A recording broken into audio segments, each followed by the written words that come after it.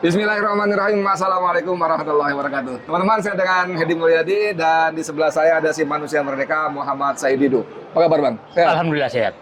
Bang, semalam itu kita dapat wejangan menarik ya. Ini teman-teman, kita ada di Yogyakarta. Ada syukuran 5 tahun Koalisi Aksi Menyelamatkan Indonesia kami. Dan semalam Jenderal Gatot Nurmantio sebagai salah satu presidium kami dari 3 yang lain, 2 lainnya adalah Prof. Sardin Samsudin dan Kiai Haji Rahmat Wahab ya. Tapi yang menarik, Bang ya, Gatot ini semalam mengatakan bahwa berbagai macam kebijakan dan tanda kutip kerusuhan, kegaduhan yang terjadi sekarang belakangan ini tidak murni genuine begitu aja. Ya. Bukan sesuatu yang lepas begitu aja. Tapi dia menyebutnya dengan istilah sabotase struktural. Dari Bahlil bikin gas 3 kg langka karena harus ke pangkalan langsung. Ya. Lalu ada si Tito dengan 4 pulau di Aceh keserahkan ke Sumut. Ya. Lalu ada Sri Mulyani dengan berbagai pajaknya. Ada PPATK dengan rekeningnya. Nah, ini gimana nih tujuannya? Ada Nusron Menteri KKP dengan pagar laut. Nusron Wahidnya dengan 2 tahun tanah disita. Pagar laut. Sakti Wahid Tenggrono dengan pagar laut.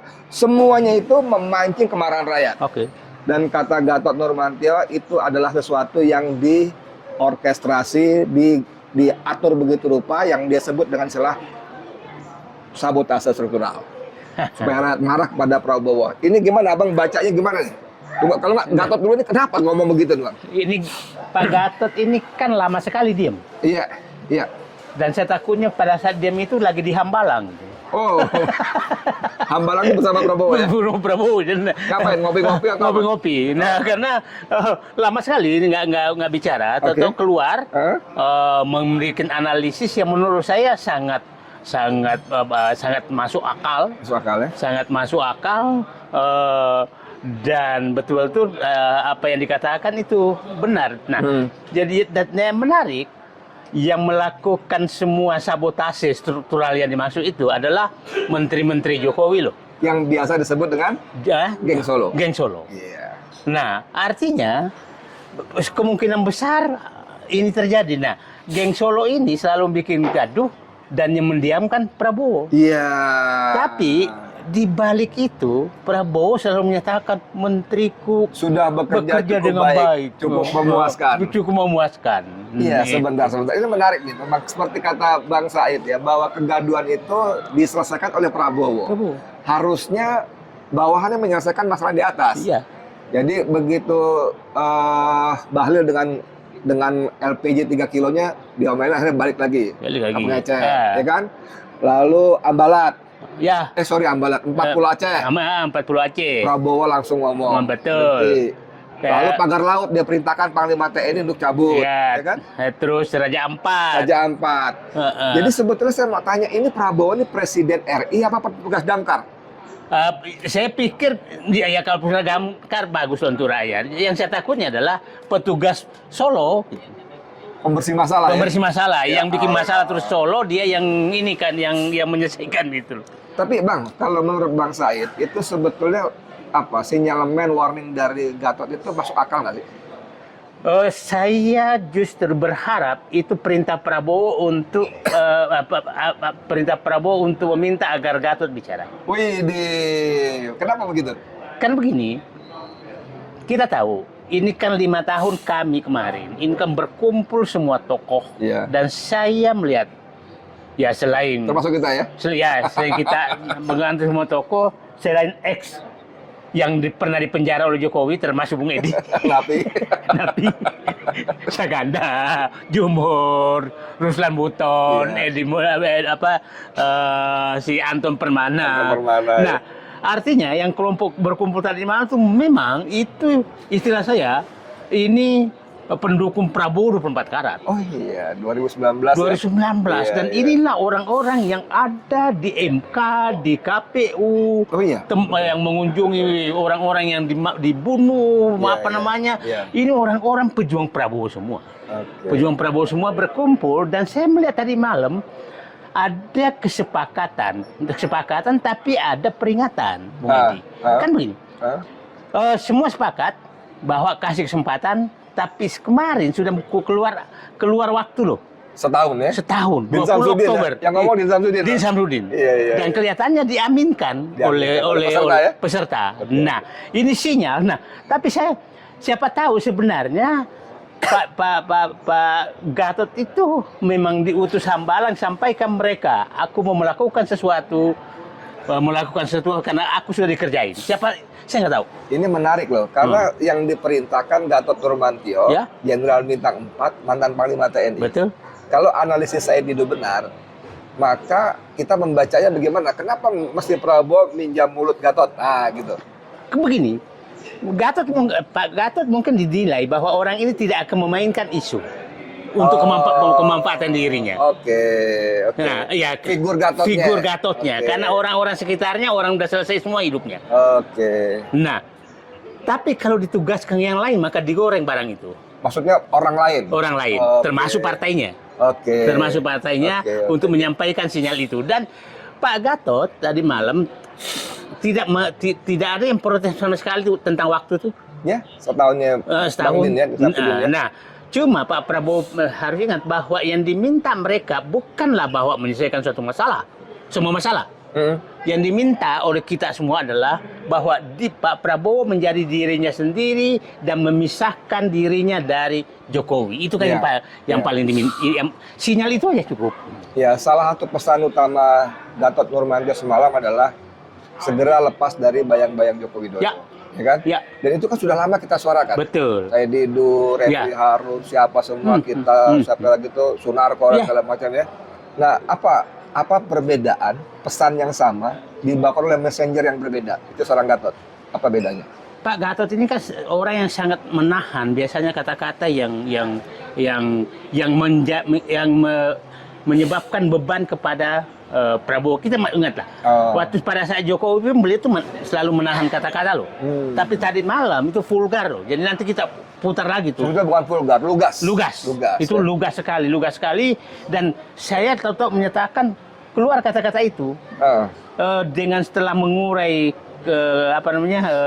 sabotase struktural, dia menyatakan saatnya Presiden Prabowo melepaskan diri dari Jokowi. Iya. Nah, kalau orang yang paham tentang cara berpikir Pak Gatot tuh biasanya mengambil kesimpulan itu dengan analisis yang sangat tajam di baliknya. Apalagi mantan Intel juga ya. Mantan Intelnya Intel dia. Jadi dia udah punya itu. Nah, datanya cukup lengkap lagi ya. Datanya cukup lengkap dan Pak Gatot sangat serius dia kumpulkan kita semua dari seluruh Indonesia. Iya. Dari seluruh Indonesia bukan hanya dari Jakarta, dari Medan, dari apa dikumpulkan semua untuk mendengarkan analisis beliau. Iya. Bang, ini kan sebetulnya banyak yang nggak sabar. Semacam saya lah, si Saganda bilang, lu aktivis tapi lu wartawan, jadi lu nggak sabar gitu kan. Sampai saya bilang, kenapa sih Prabowo nggak kunjung pecat si Sigit sebagai sumber masalah? Nggak kunjung copot si Tito yang berkali-kali bermasalah. Nggak gitu ceritanya, gitu kan ya. Nah, semalam saya menangkap bahwa Gatot pun mengatakan, ya kasih waktu lah, gitu. Nggak bisa segera lah, walaupun kemudian mengerucut ke angka 1 tahun, ya 20 Oktober. Nah, apakah alasan-alasan yang diajukan Din Samsudin dan Gatot Nurmantio itu bisa kita terima? Karena dalam logika saya, Prabowo kan presiden, Bos. Dia punya segala yang dia perlukan, bahkan mandat konstitusi yang namanya prerogatif. Kenapa tidak kunjung digunakan? Nah, gitu loh. Gimana Bang Said ngeliatnya? Jadi saya mencoba menyatukan analisisnya Saganda tadi malam. Saganda ini tidak tahu kan, udah agak di dalam di sana. Dan dia analisisnya menyatakan bahwa intinya beginilah, jangan mengharap Prabowo sekarang yang sudah berumur seakan-akan masih muda. Iya, 70 lebih. 70 orang tua itu biasanya otaknya mengecil, dia bilang kan. Iya. Nah, Saganda loh yang bicara. Dengan mengutip dari Hariman, Dr. Hariman. Iya. Nah, orang yang otaknya kecil biasanya menjadi penakut. Agak takut-takut. Agak takut-takut sedikit. Nah, jadi siapa tahu itu yang terjadi, tapi saya pikir dengan Pak Gatot sudah bicara, Pak Gatot mengumpulkan semua orang, ya nambah berani lah Pak Prabowo gitu. Ya, tapi kalau buat seorang Said Didu, apa yang bisa kita terima? Kalau saya menyebutnya sikap lambat, ya lambatnya Prabowo. Yang reason yang saya terima itu apa? Yang bisa diterima gitu. Kenapa? Oh ya karena dia begini itu apa misalnya? Saya belum begini. Sepertinya Pak Prabowo, istilah saya, mobil yang digunakan oleh Jokowi jadi dua periode presiden itu sempat digunakan juga oleh Prabowo untuk jadi presiden. Oke. Artinya bahwa kalau mobil ini kotor-kotor, ada juga kotor-kotornya, kan dipakai juga gitu kan. Nah, sekarang mobil ini mau dibersihkan, apakah dibersihkan pelan-pelan atau tidak pelan-pelan. Tapi saya menyatakan bahwa saya menyatakan Pak Prabowo di luar harapan saya sama sekali, karena yang terjadi, yang selalu saya ingatkan Bung Edi kan begini, kenapa sih coba Pak Prabowo membaca transisi Pak Harto ke Bung Karno, betapa beraninya ngambil keputusan, jasanya Pak Bung Karno ke Pak Harto itu sangat besar. Kenapa sih nggak melihat bagaimana Pak Habibie transisi ke Pak Harto, betapa beraninya termasuk mecat Prabowo, ya kan? Padahal kekuatan Habibie jauh lebih kecil loh dibanding kekuatan Prabowo sekarang sebenarnya. Pak Habibie bukan ketua partai, bukan apa-apa gitu kan. Dan banyak musuhnya kan? Dan banyak musuhnya. Nah, kenapa tidak melakukan itu? Dan kedua, pemimpin itu berhasil. Pak Harto berhasil, Pak Habibie berhasil. Pak Prabowo, mohon maaf, gagal loh. Dalam hal menyelesaikan persoalan bangsa yang ditinggalkan oleh Jokowi sampai sekarang. Nah, jadi menurut saya, ya dalam berpikir iya juga ya. Ngapain saya? Dan sering menyatakan, saya tidak mencari apa-apa lagi, saya udah mau mati meninggalkan kebaikan. Ya udahlah. Perbaiki. Nah, kira-kira begitu. Nah. Jadi soal teman-teman sekalian, ketika Bang Said Didu mengatakan bahwa Habibie berhasil, itu memang betul. Begitu dia naik pertama yang dilakukan membubarkan Departemen Penerangan. Betul. Membebaskan semua tapol-napol. Ya kan? Menghapus kewajiban SIUP bagi industri pers. Itu dahsyat luar biasa itu ya. Dan yang paling fenomenal, dia mampu mengubah angka rupiah dari 16.500 menjadi 6.700 atau berapa lah. Itu dahsyat luar biasa. Dalam 9 bulan. Dalam 9 bulan. Tapi karena dia dianggap sebagai penerus, pelanjut dari Soeharto, orang-orang ini tetap aja menggergajinya sehingga dia pertanggungjawabannya tidak diterima oleh MPR kan gitu kan. Nah, Pak Bang Said, tadi Abang mengibaratkan dengan mobil yang dipakai bersama-sama. Apakah ini penyebabnya kenapa Prabowo tidak bisa sesigap pendahulunya, dalam arti Habibie atau Soeharto mertuanya? Itu mobil yang lo kan pernah pakai juga, lo kan main kotor juga. Itu kalau bahasa sekarang apakah tersandra gitu gimana? Nah, kita harus begini.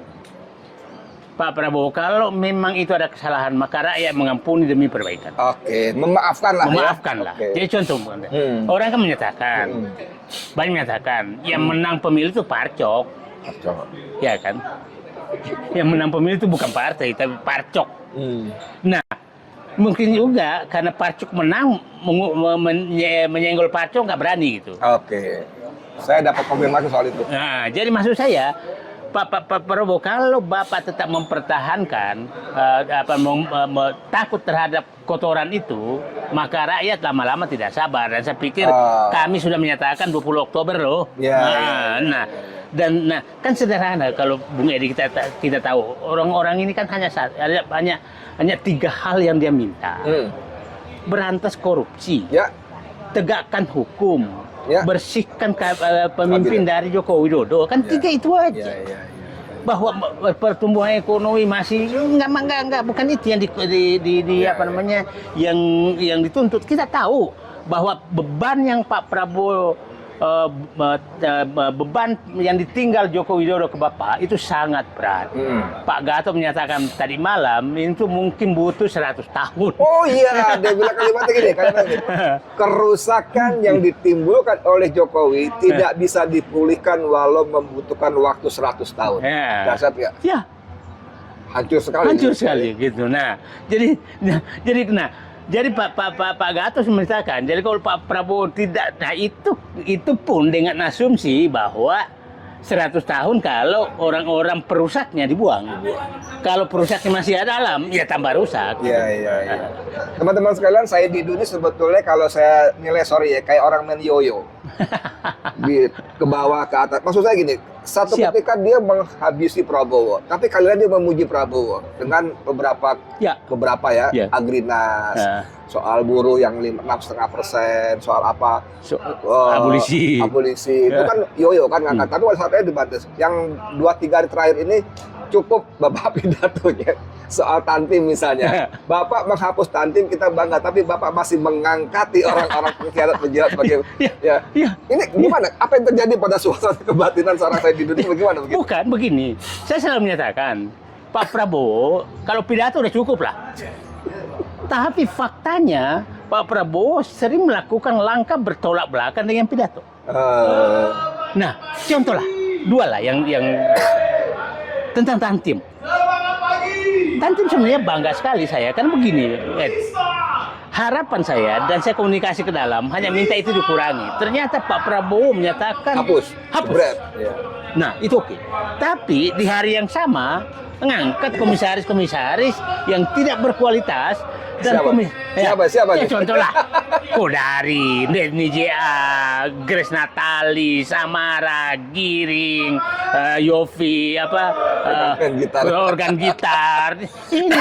Ini apa orang-orang ini? Nah, siapa yang paling menikmati itu PSI lah. PSI yang tukang maki-maki aja. Nah, tentang tambang. Itu oke.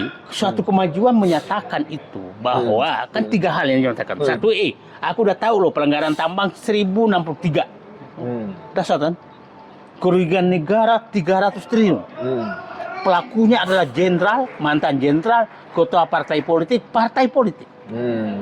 Udah clear itu, jadi udah ada di kepalanya dia. Tapi saya paham betul semua yang disebutkan tuh ada di sekitar dia semua. Iya. Nah, kenapa nggak pecat aja? Iya.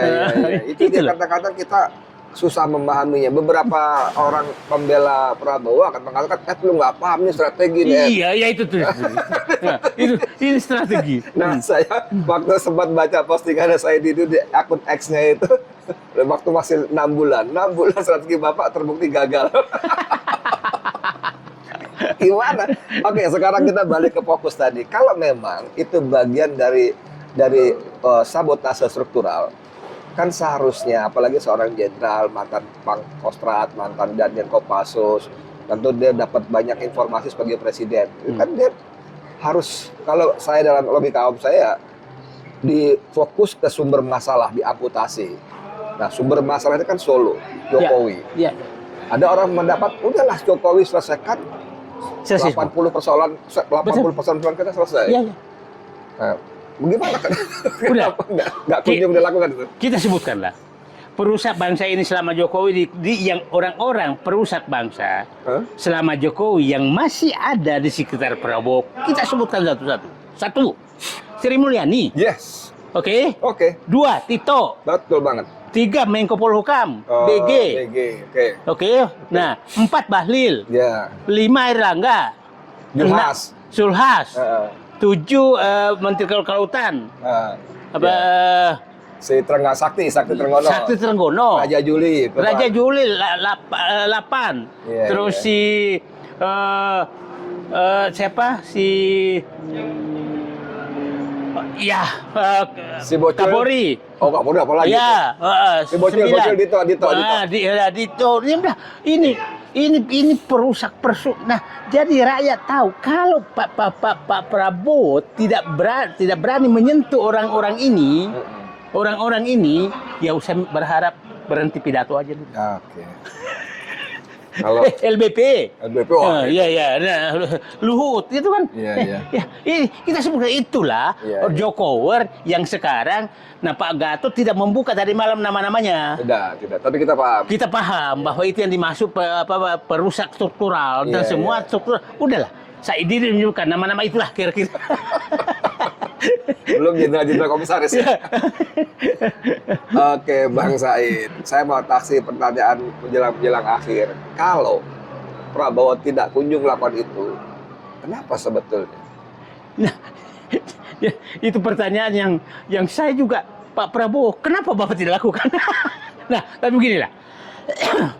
Kejadian di Jogja hari ini, kemarin tuh ada 3 kejadian di Jogja yang menurut saya oke. Betul. Oke banget, Bang Edi hadir semua. 1, kita ke kampus UGM, 2 anak-anak teman-teman forum tanah air berdiskusi dan kami kemarin seharian loh. Dari siang sampai malam ya. Sampai malam dan tidak ditinggalkan. Itu tidak ditinggalkan dan saya punya keyakinan. Saya sebenarnya tadi malam tuh begini, pingin nanya cuma udah malam. Pak Gatot, kenapa Bapak selama ini tidak berteriak di luar? Tapi tidak juga menegur kami itu orang bukan konsulen yang berteriak keras. Oh, oke. Nggak negur saya di itu. Tidak negur. Tidak gitu sama sekali.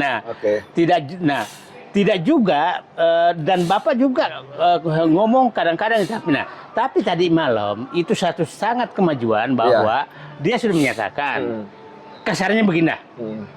Prabowo dironrong oleh Jokowi lewat orang-orang Jokowi yang ada di kabinet dan itu kira-kira dan ini berlangsung terus. Nah, ini berlangsung terus dan menyatakan dan mengamini bahwa masih memaklumi sampai 20 Oktober kalau itu terjadi. Diberi waktu ya. Iya gitu. Bang, pertanyaan penutup walaupun ini mengulang. Kalau asumsi Bang Said betul bahwa jangan-jangan selama ini Gatot Nurmantio menghilang dia di Hambalang. Kita kan ngopi-ngopi kan? Iya. Ngopi-ngopi sehingga kemudian Bang Said bilang bukan mustahil Gatot ngomong begini atas permintaan Prabowo juga. Iya. Kalau itu betul, saya ingin begitu. Kalau itu betul, apa yang oke lah kita nggak bisa prediksi, nggak bisa asumsi. Apa yang kita harapkan? Gitu. Nah, saya harapkan Pak Prabowo sudah membuang mobil busuk itu yang dikendarai untuk mendapatkan jabatan dan ganti dengan mobil yang bersih ini. Mobil bersih ini siap ditunggangi kembali. Dan termasuk krunya ya? Termasuk krunya. Banyak di luar emas 24 karat. 24 karat. Jadi ini kan mobil-mobil bersih nih. Nah, kembali ditunggangi demi menyelamatkan negara dan Pak Gatot saya pikir udah sinyal. Keyakinan saya ini sinyal dari dalam dari Hambalang ke Pak Gatot. Saya yakin. Pertanyaan terakhir, kita rakyat mesti ngapain? Pertanyaan terakhir, kita rakyat mesti ngapain? Nah, saya pikir gini lah. Ini kan begini. Pak Prabowo sedang bekerja keras, tapi begini lah. Yang paling Pak Prabowo harus jaga rakyat ini adalah beban yang dibuat oleh Sri Mulyani itu paling. Itu dulu kita fokus terhadap itu dan saya pikir saatnya Sri Mulyani kita buka kerusakan yang dia bikin selama ini itu nggak bisa kita maklumi. Begini, Sri Mulyani kan paham saya, Bung Edi tahu 98 itu adalah tiga darah yaitu Sri Mulyani, Miranda Gultom, Mari Pangestu. Itulah pasti Pak ini masih ingat, itulah orang yang paling keras tiga-tiganya mengeritik Jokowi sama bukan Jokowi, Pak Harto sama Pak Habibie. Tidak ada baiknya Habibie sama sekali oleh dia. Dan 3 orang ini semua ekonom dilawan, termasuk mafia Berkeley. Yang dibesarkan Pak Harto, apalagi Rizal Ramli, Kwi Kianggi, Faisal Basri, semua dilawan. Nah, seakan-akan paling hebat, padahal bayangkan betapa trio ini merusak negeri ini. Nah, tapi kita maklumi terus. Nah, mungkin saatnya Pak Prabowo fokus dulu menyelesaikan persoalan yang disebabkan oleh Sri Mulyani membebani rakyat akibat beban. Saya begini, itu dulu karena rakyat betul-betul menderita loh dengan kebijakan Sri Mulyani. Oke, teman-teman sekalian, sudah sangat tambah menarik, tapi saya khawatir lebar kemana-mana soalnya tetangga sebelah sana masih galak, apalagi kita masih di Jogja. Kemarin acaranya RRT, Rai Rizwan dan Tifa itu mengalami persekusi yang luar biasa. Sampai ruangan dimatikan, AC dimatikan, lampu digelapkan ya. Tapi emang tiga-tiganya sakit jiwa juga. Terus makin ditekan makin garang. Keren ini, Ryan Reris, motif-motif keren. Oke, mudah-mudahan bermanfaat. Saya Edi Mulyadi. Assalamualaikum warahmatullahi wabarakatuh. Waalaikumsalam.